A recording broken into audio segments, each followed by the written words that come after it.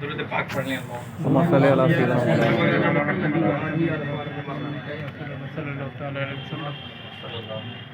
تو ایک مہم چھیڑی گئی ہے کہ جہاں شیطان اور شیطان کے متبعین اللہ رسول کے ذکر سے روکتے ہیں، وہیں ہم گھر گھر میں اللہ رسول کے ذکر کی محفلیں سجائیں۔ اس کے لیے ظاہری طور پہ کوئی اہتمام نہیں بھی ہوتا ہے، کوئی اسٹیج نہ ہو، کوئی مائک نہ ہو، کوئی کھانا پینا نذرانہ ناشتہ نہ ہو، پھر بھی ہمارے علماء اکرام وہاں جاتے ہیں اور لوگوں کے گھروں میں یہ میلاد شریف کا اہتمام کیا جاتا ہے۔ آج 51ویں محفل ہے اور یہاں فیض بھائی نے کہا تو آج یہ ساجد بھائی کے گھر میں ہم لوگ آئے ہیں۔ آپ سے بھی گزارش کرتے ہیں کہ اپنے گھر میں بھی آپ محفل میلاد کا انعقاد کریں، اس کے لیے ظاہری کسی اہتمام کی حاجت نہیں، اور یہ کہنا مناسب نہیں ہوگا کہ محفل میلاد کے لیے اہتمام نہ کیا جائے، ہے نا، بلکہ محفل میلاد ذکر رسول کے لیے وہ اسٹیج سجانا، ممبر لگانا، یہ سب وہ میرے پیر و مرشد ہیں مولانا احمد رضا مجددی، ان کا کہنا ہے کہ یہ اللہ کا طریقہ ہے نا۔ اللہ تعالیٰ اپنے حبیب کے ذکر پہ جب نبی علیہ الصلوۃ والسلام کی آمد ہوئی تو حضرت جبریل کے ذریعے جھنڈا لگوایا، تو اگر ہو جائے تو بہتر، نہ ہو تو کوئی بات نہیں، بلکہ قلبی اہتمام کے ساتھ ہمیں اللہ رسول کا ذکر سننا چاہیے۔ قلبی اہتمام کا مطلب یہ ہے کہ ہمارے دل اور ہماری عقلیں اس بات پر راضی ہوں کہ جو بھی ہم محفل میلاد میں سنیں گے انشاءاللہ اس پہ عمل کرنے کی کوشش کریں گے۔ اور جہاں اس مادیت پرستی کی دنیا میں ظاہری اہتمام بڑھا ہے، وہیں کہیں نہ کہیں وہ والی عقیدت جو ہمارے اسلاف کے پاس تھی وہ ان سے چھن گئی، یعنی جیسے جیسے اسٹیجوں کا دائرہ بڑھا، جیسے جیسے ظاہری اہتمام کا دائرہ بڑھا، جیسے جیسے دوسرے اہتمام کا دائرہ بڑھ گیا، اب تو خیر سننے والوں کی نظر جہاں لنگر کا اہتمام ہوتا ہے، ایسا لوگ کہتے ہیں، ہم نہیں کہہ رہے ہیں کہ لوگوں کی نظر لنگر پہ ہی ہوتی ہے، تو ایسا نہیں ہونا چاہیے۔ ذکر اللہ کا ذکر اور اس کے رسول کا ذکر یہ بہت بڑی نعمت ہے اور ہمارے روحوں کی غذا ہے، اور یہ مل جائے تو پھر دنیا کے کھانے یہ کوئی اہمیت نہیں رکھتے، ہے نا، بلکہ ہمارے اسلاف نے تو وہ تعلیم ہمیں دی ہے کہ نبی علیہ الصلوۃ والسلام نے اپنے پیٹ پہ پتھر باندھے لیکن دین اسلام کے مشن کو جاری رکھا، تو ہمیں ایسا بننے کی ضرورت ہے کہ ہم تھوڑا ظاہری اہتمام پہ بھی توجہ رکھیں۔ اللہ نے دیا ہے تو آپ اہتمام کریں اور علماء کرام کی خدمت کریں، لیکن اس اہتمام کی وجہ سے اللہ رسول کا ذکر رکنا نہیں چاہیے۔ اگر آپ نہیں اہتمام کر سکتے اپنے کمرے میں بیٹھیں۔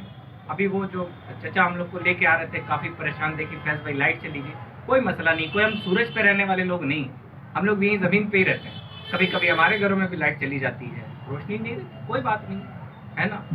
اصل روشنی اور اصل نور تو یہ اللہ رسول کا ذکر ہے نا، جس سے زندگیاں روشن ہو جاتی ہیں، لوگوں کی آخرت اور قبر روشن ہو جاتی ہے۔ تو بہرحال آج یہ چند باتیں ابھی بس آپ کے سامنے پیش کر دوں کہ ہم لوگ جاتے ہیں تو ایک خاص پیٹرن پہ تقریر ہوتی ہے، اور وہ یہ کہ پہلی بات کہ اپنی رشتے کو اپنے رب سے مضبوط کریں، اس کے رسول سے مضبوط کریں، اور یہ مضبوطی ایسے لفاظی سے حاصل نہیں ہوتی۔ آج ہی میں نے حضرت ذوالنون مصری کے بارے میں پڑھا، یہ عظیم ترین اللہ کے ولی ہیں اور اتنی قربانیاں دی ہیں اپنی زندگی میں کہ یہ ولایت سے پہلے جب اس لائن میں نہیں آئے تھے، اللہ کی طرف رجوع نہیں کیا تھا، تو یہ پہلوان ہوتے تھے، ہے نا، اور عالم یہ تھا کہ یہ خوب کھانے، ان کا کھانا بڑا مشہور ہے، میں نے پڑھا ہے کتابوں میں اور اپنے بڑوں سے سنا ہے کہ یہ کھڑا کھڑا بکرا کھا جایا کرتے تھے، اور جب ولایت کے راستے میں آئے تو اتنی بڑی قربانی دی کہ آدھی سوکھی روٹی پہ قناعت کر جاتے، آدھی سوکھی روٹی، یہ اللہ کے لیے دی گئی قربانی تھی ان کی۔ حضرت ذوالنون مصری کا جب انتقال ہو گیا تو خواب میں تشریف لائے کسی کے اور پوچھا انہوں نے آپ کے ساتھ اللہ نے کیا کیا، کیا ماجرا ہوا۔ حضرت ذوالنون مصری جیسے شخص عاجزی کی بنیاد پہ فرماتے ہیں، ہم اسے ان کا انجام نہیں سمجھتے، ان کا انجام بھلا ہی ہوگا، فرماتے ہیں اللہ نے مجھے اپنے سامنے کھڑا کیا اور یعنی اپنی بارگاہ میں کھڑا کیا اور مجھ سے کہا کہ تو نے مجھ سے محبت کا دعویٰ کیا اور زندگی غفلت میں گزار دی۔ یعنی اللہ سے محبت کا دعویٰ صرف زبانی نہیں چلتا ہے، بلکہ ہمیں عملی طور پہ نمازی ہونے کی حاجت ہے، عملی طور پہ رب سے محبت کرنے کی ضرورت ہے، عملی طور پہ اس کے رسول علیہ السلام سے محبت کرنے کی ضرورت ہے۔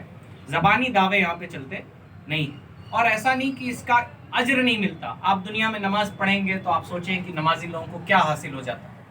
ویسے پہلی بات یہ ذہن میں رکھیں کہ ہر چیز کسی چیز کو حاصل کرنے کے لیے نہیں کی جاتی ہے نا۔ آپ محفل میلاد میں بیٹھے ہیں تو اگر آپ کی نظر جزا پہ ہے، یعنی ایک شرنی مل جائے گی، چلیں کھانا مل جائے گا، تو پھر محفل میلاد میں بیٹھنے کا وہ ثواب حاصل نہیں ہوگا، ہے نا۔ آپ کی جو توقع ہے، آپ کی جو جزا ہے وہ اللہ کی رضا ہے نا، کہ اللہ تعالیٰ ہم سے راضی ہو جائے گا۔ اتنی بڑی جزا مل کسے سکتی ہے؟ اور اللہ جس سے راضی ہو جاتا ہے. حضرت ذوالنون مصری کا ہی آپ مثال لے لیں. ہم نے اپنے باپ دادا کا ذکر نہیں کیا, حضرت ذوالنون مصری کا ذکر کیا. کیوں کیا؟ کیونکہ وہ اللہ والے ہیں, اللہ کے نیک بندے ہیں. تو دنیا میں بھی اللہ جزا عطا فرماتا ہے اور آخرت بھی ان کی نیک بھلی ہو جاتی ہے جو اپنے رب کو دنیا میں یاد رکھتے ہیں. اور رب کو یاد رکھنے اور اللہ تعالیٰ کے قرب کا ایک ہی ذریعہ ہے, وہ نبی علیہ الصلوۃ والسلام کی ذات. اور ہم نے سنا ہے کہ حضرت عمر یہ پچھلی کتابیں ایک بار لے کے تلاوت کر رہے تھے. نبی علیہ الصلوۃ والسلام نے جب سنا یا دیکھا تو نبی علیہ السلام کا چہرہ غصے سے لال ہو گیا اور فرمایا کہ اگر حضرت عیسیٰ بھی میرے زمانے میں آ جائیں تو انہیں میری شریعت کی اتباع کرنی پڑے. نبی کی بعثت کے بعد, یعنی ہمارے نبی کی دنیا میں آمد کے بعد, اللہ تک پہنچنے کا واحد ایک رستہ ہے, وہ سنت رسول. نبی علیہ السلام کی اتباع چھوڑ کے, نبی کی محبت چھوڑ کے کوئی اللہ تک پہنچ ہی نہیں سکتا ہے نا. تو اپنے نبی کی سنتوں کو اپنائیں. آپ گھر میں جو کام کرتے ہیں اس میں نبی کی سنتیں اپنائیں, اس کی خوب برکتیں آپ کو حاصل ہوگی. جیسے مثال کے طور پہ آپ کو ناخن کاٹنا ہے, اب ظاہر سی بات ہے چاہیں تو پہلے ادھر کا ادھر کا ادھر کا ادھر کا جیسے من چلے کاٹ لیں.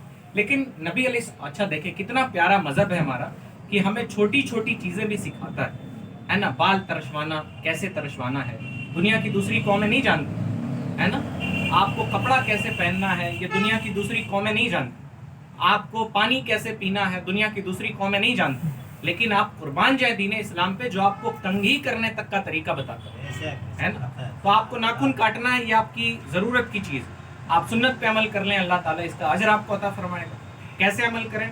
آپ ہاتھ کے ناخن کاٹنے کی سنت دیکھیں کہ داہنے ہاتھ کی شہادت کی انگلی سے شروع کریں اور کانی انگلی تک جائیں. شہادت کی انگلی سے کانی انگلی تک, شہادت کی انگلی, پھر یہ بیچ والی, پھر کانی کے بغل والی, پھر یہ, ٹھیک. پھر اس کے بعد بائیں ہاتھ کی کانی انگلی سے شروع کریں, انگوٹھے تک آئیں, اور لاسٹ میں سیدھے ہاتھ کا انگوٹھا, سیدھے ہاتھ کے انگوٹھے کا ناخن کاٹیں. تو پھر سنت پہ عمل ہو جائے گا اور اللہ تعالیٰ ناخن کاٹنے پہ بھی آپ کو اجر عطا فرمائے گا. شرط یہ ہے کہ نبی کے طریقے سے کام ہونا چاہیے. اور ہمارے پاس کوئی اور, میں یقین جانیں دنیا کے بڑے بڑے پڑھے لکھے لوگوں کو, میں آج میرے پاس مفتی صاحب ایک آدمی ہے تو میری بات چیت ہونے لگی, تو وہ لیڈیز تھیں, تو میری بات چیت ہونے لگی تو ہم نے ان سے کہا کہ آپ کے پاس کیا, انہوں نے کہا کیوں ضرورت ہے سنت پہ عمل کرنے کی. ہم کہے جن کے پاس سنت پہ عمل نہیں ہوتا نا, پھر وہ امیروں کے وہاں جاتے ہیں تو دوسرا رویہ اختیار کر لیتے ہیں, غریبوں کے وہاں جاتے ہیں تو دوسرا کر لیتے ہیں, وہ طاقتور لوگوں کے پاس جاتے ہیں تو دوسرے اسٹائل سے جاتے ہیں, وہ کمزور لوگوں کے پاس جاتے ہیں تو دوسرے اسٹائل کے سے جاتے ہیں.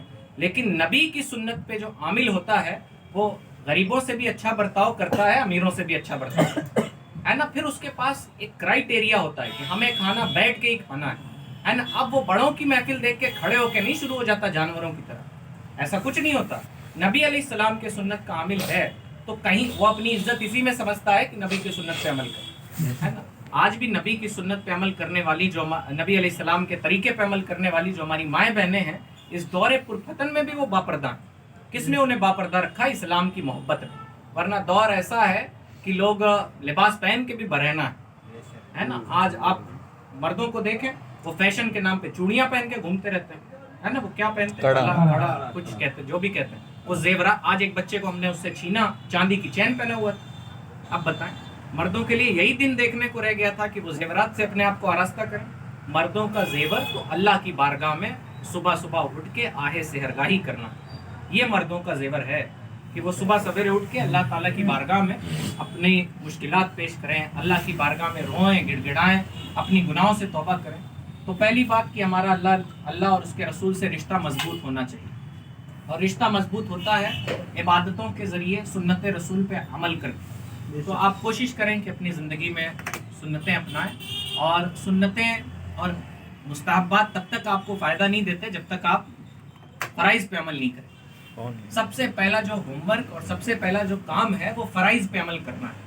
یعنی مستعدی کے ساتھ آپ نماز باجماعت کسی صحیح العقیدہ عالم دین کے پیچھے ادا کریں, ہے نا. یہ آپ کا پہلا کام, پہلا کام کہ اپنی نماز پڑھتے ہیں تو مزید نمازیں درست کریں. اگر آپ نماز نہیں پڑھتے تو پہلے نمازیں شروع کریں, ہے نا. ساتھ ساتھ سنتوں پہ بھی عمل کریں, اللہ تعالیٰ اس کا اجر آپ کو عطا فرمائے. تو پہلی بات, مصلی سے, اللہ اس کے رسول سے اپنا رشتہ مضبوط کریں. اللہ سے رشتہ مضبوط کرنا ہے تو مصلی بچھائیں, آپ کا رشتہ مضبوط ہو جائے گا, ہے نا. یہ وہ کہا جاتا ہے, مشہور کہاوت ہے کہ آپ اللہ تعالیٰ کی طرف ایک قدم بڑھائیں گے تو اس کی رحمت 10 قدم آگے بڑھ کے آپ کا استقبال کرتی ہے نا, بلکہ اس سے بھی زیادہ, ہے نا, یہ تو مثال سمجھانے کے لیے کہا جاتا ہے. تو اب ہمیں اپنے رب کی طرف لوٹ آنا چاہیے. ایک بزرگ ہیں جن کا نام ہے عتبہ, کیا نام ہے؟ عتبہ. وہ ایک بزرگ کی بارگاہ میں گئے اور وہ اس وقت قرآن مجید کی ایک تلاوت کی تفسیر بیان کر رہے, ایک آیت کی تفسیر بیان کر رہے تھے جس کا ترجمہ یہ ہے کہ کیا مومنوں کے لیے وقت نہیں آ گیا کہ وہ اپنے رب کی طرف رجوع کر لیں؟ ابھی بھی کسی چیز کا انتظار ہے, اور مسلمانوں نے تو سب کچھ لٹا ڈھالا ہے. ابھی بیٹھا تھا تو دیکھا کہ دہلی میں کوئی جگہ ہے ترکمان پور, وہاں پہ کسی مسجد کو ڈھا دیا گیا, جبکہ اس کا معاملہ سپریم کورٹ میں چل رہا تھا. تو اتنی قربانیاں ہم دے چکے ہیں اور اتنی تباہیاں ہم دیکھ چکے ہیں, اگر ابھی بھی ہماری عقلیں نہیں کھلتی ہیں تو یاد رکھیں پھر ہمارے لیے بربادیاں اور تنزلیاں. تو ہمیں اپنے رب سے اپنا رشتہ مضبوط کرنا چاہیے. نمازوں کی پابندی, سنت رسول کی پابندی. آپ تقریر نہیں کر سکتے ہیں لیکن کبھی بیٹھ کے اللہ اللہ تو کر سکتے ہیں. اپنے بچوں کو, اپنی اولادوں کو بیٹھا کے کلمہ شریف پڑھ لیں, نبی پہ درود پڑھ لیں اپنے اولادوں کو بیٹھا کے. کون سا مشکل کام ہے؟ 10 منٹ میں آپ کم سے کم 100 بار درود پڑھ سکتے ہیں, ہے نا. چھوٹا درود صلی اللہ علیہ وسلم پڑھ لیں, اس سے آپ کی اولادوں کے دل میں بھی رحم پیدا ہوگا, ان کے دل نرم ہوں گے, نبی کی محبت بڑھے گی. اور دوسری بات, اپنے اخلاق اور رویے کو نہایت اچھا رکھیں, ہے نا. اور وہ برے اخلاق والے لوگ جنت میں نہیں جاتے. اخلاق کا مطلب ہوتا ہے کہ آپ دوسروں کے ساتھ کیسا سلوک کرتے ہیں, ہے نا. پتہ چلا بیٹا اپنی ماں پہ چلا رہا ہے, ماں بیٹے سے ایسی بیزار ہے کہ جس کی مثال نہیں. مفتی صاحب, ہم لوگ کے پاس وہ مائیں آتی ہیں اور ہم لوگ کہتے ہیں کہ آپ کا بچہ بدماشی کر رہا ہے, تو مائیں کہتی ہیں میرے سامنے آپ 10 ڈنڈا ماری. پہلے مائیں کیسی تھیں, بچوں کو تھوڑی سی تکلیف پہنچتی تھی تو مائیں تڑپ اٹھتی تھی. یہ دور پرفتن ہے جہاں ماؤں کے دل سے ممتا بھی نکل چکی ہے. مائیں, آپ لوگ نے سنا ہوگا ماؤں کے زبان سے, ارے 6 گھنٹہ اسکول میں رہتا تھوڑا سکون ملتا ہے. سنا اپنے عام مائیں کہتے ہوئے مل جاتی. یہ دور پرفتن ہے نا. وہ قیامت میں یاد کیا رکھیں گی جو دنیا ہی میں بھول رہی, ہے نا. اور ماں باپ کو بھی سوچنا چاہیے کہ وہ اولاد جو دنیا ہی میں نافرمان ہے وہ قیامت میں کیا کام آئے گی. تو آپ کو اپنے بچوں کے ساتھ, اپنے بڑوں کے ساتھ, اپنے چھوٹوں کے ساتھ اپنا رویہ اچھا رکھنا چاہیے, ہے نا. آپ کہیں کہ پہلی بات تو مسلمانوں کی جو سماجک استھتی, سوشل ویلیو ہے وہ اچھی نہیں. اکڑ کے وہ چلے جس کے پاس کچھ ہو, اور وہ تب بھی نہ چلے. یہ ہمارے نبی کی تعلیم. نبی علیہ السلام کے پاس 2 جہان کی دولت ہے نا. نبی علیہ السلام نے فرمایا اللہ دیتا ہے اور میں بانٹتا ہوں. پھر بھی نبی علیہ السلام کی زندگی میں کہیں آپ اکڑ نظر نہیں آئی.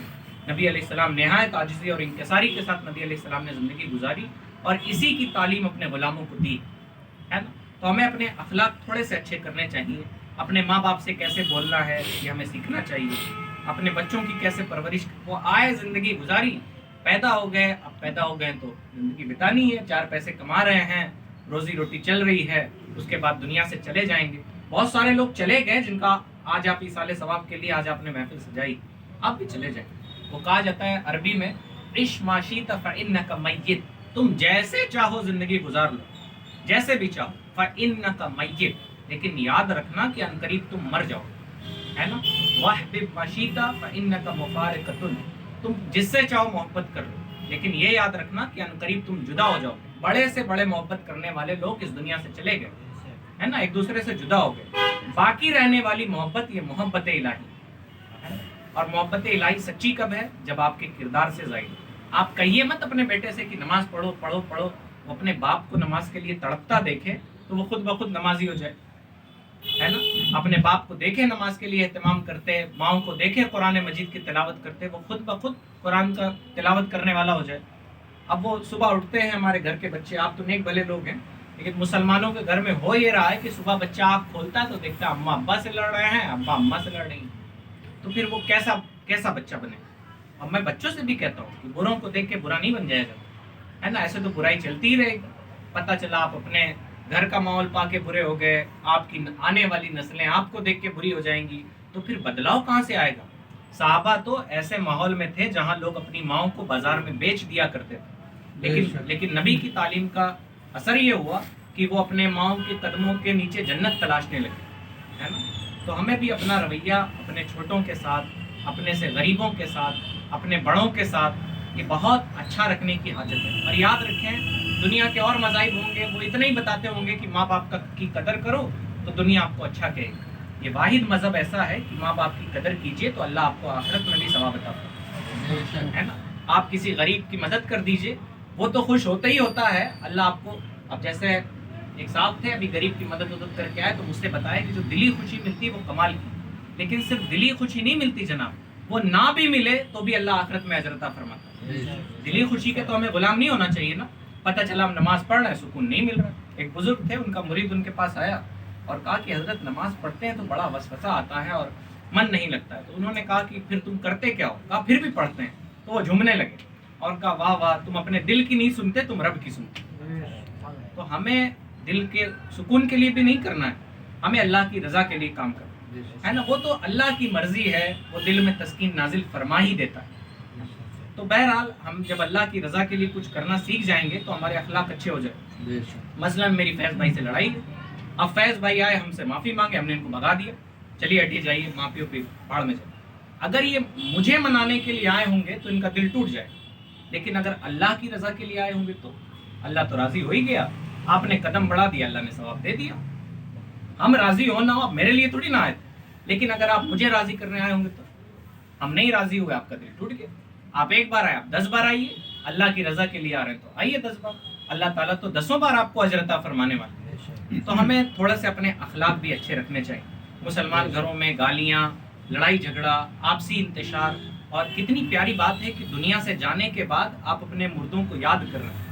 محترم، اپنے بھائیوں، زندہ لوگوں کی بھی قدر کرنا سیکھیں، ہے نا۔ جو لوگ زندہ ہیں، آپ کی اولادیں ہیں، آپ کے بھائی ہیں، ٹھیک ہے وہ بہت برا ہے۔ ہمارے بزرگان دین فرماتے ہیں کہ اب فیض بھائی نیک آدمی ہیں، یہ ہم سے اچھا سلوک کرتے ہیں تو ہم بھی ان سے اچھا سلوک کریں۔ ہمارے بزرگ کہتے ہیں یہ اچھا سلوک نہیں ہے، یہ بدلہ ہے۔ کیا ہے؟ نیکی یہ ہے کہ کوئی برا سلوک کرے اور تم اس کے ساتھ اچھا سلوک کرو، اسے کہتے ہیں نیکی۔ اور بدلہ کیا ہے؟ آپ میرے ساتھ اچھا کریں، ہم بھی آپ کے ساتھ اچھا کریں، تو یہ بدلہ ہوتا ہے۔ ایسے تو برائیاں ہی دنیا میں پھیل جائیں گی۔ مسلمانوں کو اپنے رب کی طرف لوٹنا چاہیے، اور رب کی عبادت کی طرف، رسول سے محبت کی طرف، اور اپنے اخلاق اچھے کیجیے، اپنا طور طریقہ درست کیجیے۔ گالی گلوچ، لڑائی جھگڑا، آپسی انتشار، ان سب سے حاصل کچھ نہیں ہوتا ہے نا۔ اور مسلمانوں کی جو پوزیشن ہے، مسلمانوں کو ایسا کرنا بھی نہیں چاہیے، انہیں آپس میں تو نہایت رحیم ہونا چاہیے۔ اور قرآن مجید نے کہا ہے رحماء بینہم واشداء علی الکفار، کہ یہ آپس میں نہایت رحیم ہے اور کافروں پہ نہایت سخت۔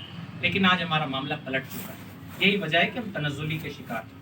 تو اپنے ماں باپ کا ادب احترام کیجیے، اپنے رشتہ داروں کا ادب۔ نبی علیہ السلام نے فرمایا جو رشتے کاٹے تم ان سے رشتے جوڑو، ہے نا۔ تو اگر رشتہ دار ناراض ہیں انہیں منائیے اللہ کی رضا کے لیے، تاکہ مسلمانوں میں دھیرے دھیرے اتحاد پیدا ہو۔ ہم لوگ چاہتے ہیں نا ساری دنیا میں نظام مصطفیٰ قائم ہو جائے، چاہتے ہیں کہ نہیں چاہتے؟ کوئی شک نہیں، چاہتے ہیں نا۔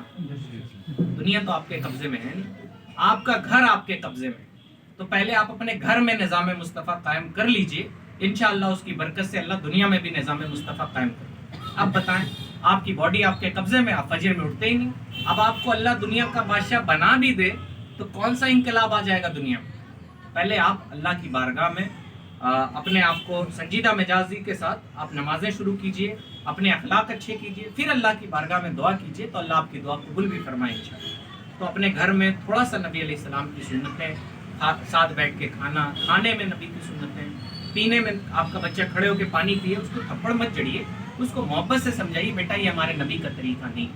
آپ کا بیٹا برا بھلا بولے، ابھی کل رات گھر میں تھا تو بھتیجا میرا کہہ رہا تھا ہم سے کہ جیمز کھول دو، تو میری اماں نے کہا صحیح سے بولو تبھی کھلے گا، تو اس نے کہا جیمز کھول دیجئے، تو ہم نے اپنی اماں سے کہا ایسے نہیں کہ سدھرے گا، آپ یہ مت بولیے کہ صحیح سے بولو، آپ خود بولیے کہ صحیح سے بولیے، تب وہ سیکھے گا ورنہ نہیں سیکھے گا۔ بھائی وہ بچہ وہ کیا جانے، ہم اس سے بولیں گے آئیے تب وہ ہم سے کہے گا کہ دیجیے، ہم بولیں گے آؤ تو وہ بھی کہے گا دو، ہے نا۔